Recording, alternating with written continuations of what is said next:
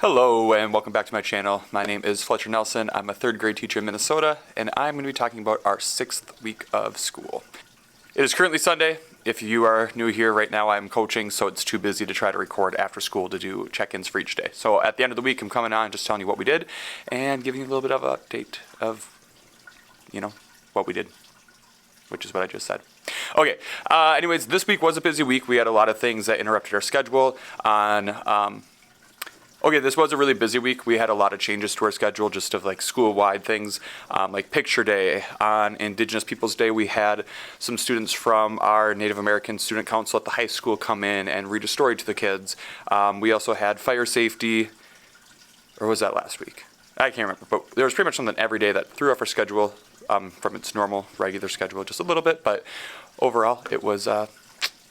we made it and we adjusted. So we didn't get to everything I normally would have, but that is just how things go in an elementary classroom.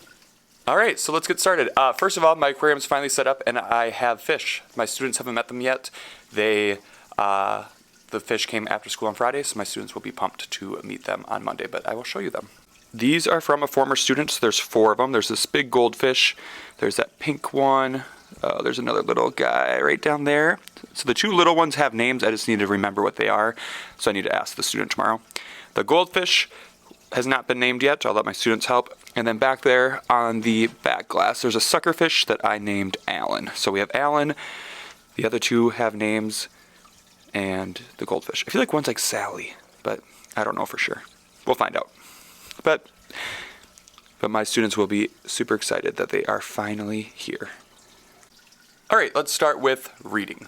For reading, on Monday there's a fly in here.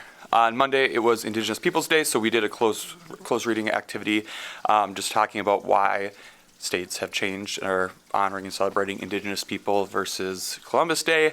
And then we talked about whether students think that is the right decision or why not. And then we also had students come in and read a book to the class, like I said, from the high school. So that was on Monday for reading.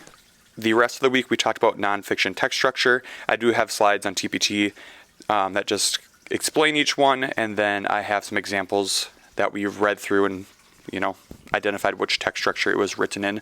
So we did that together, and it worked out well because our books this week were expository books, so they were all nonfiction, so we were able to, kind of identify how those were written as well. For text structure, I also have task cards on TPT, and instead of doing all of the task cards, I just did the first 8, and I printed them front and back, and I had students just read and identify them on their own instead of moving around the room. So kind of more like a worksheet, but I just wanted them to be able to practice a little bit independently at the end of the week to identify text structure. But otherwise, we went through those slides together, and I introduced what each one was. We did a lot of reading them together and deciding which was the best text structure, and then they were able to do that independently. And on ReadWorks, you can also select passages that have text structure questions, so I will continue to do that as well. All right, for math, our number corner calendar that comes with our curriculum this month is geometry. So we started just talking about the observations. We're supposed to do this more often, but I finally started. So each day we just flip over a card. Clearly forgot to do it on Friday, but we have the pattern. We already knew it was going yellow, purple, red for color. And then we know it's going triangle, quadrilateral, pentagon, hexagon, triangle, quadrilateral, pentagon, hexagon.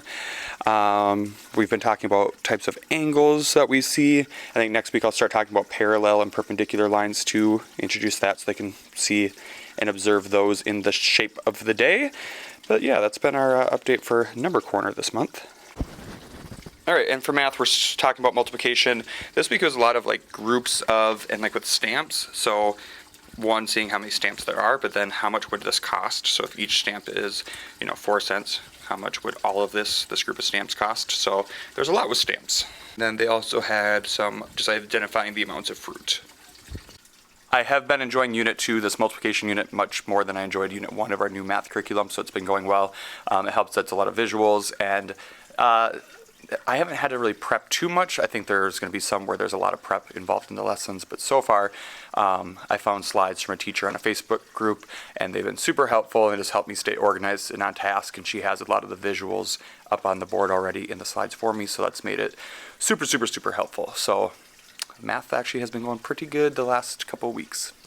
And lastly, for science, we are starting our unit on space, and we talk about the moon phases and how the Earth orbits the sun and that type of thing. So the first phenomena that we are started talking about is, why do our shadows change height throughout the day?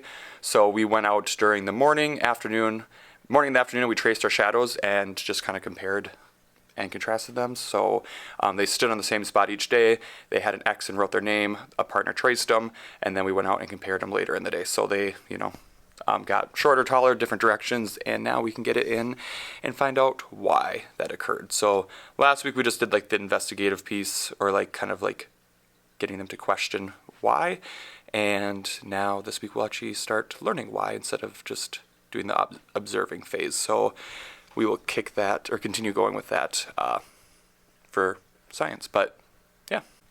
And then on Friday, we earned a class party. So Friday afternoon, we had a pajama and movie day. So that also took out a little bit of our schedule, but that is okay.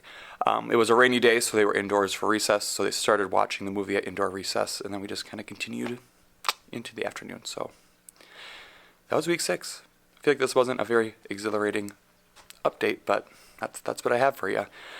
We have a short week this week. In Minnesota, it's MEA. There's a teacher conference on Thursday and Friday that you can go to.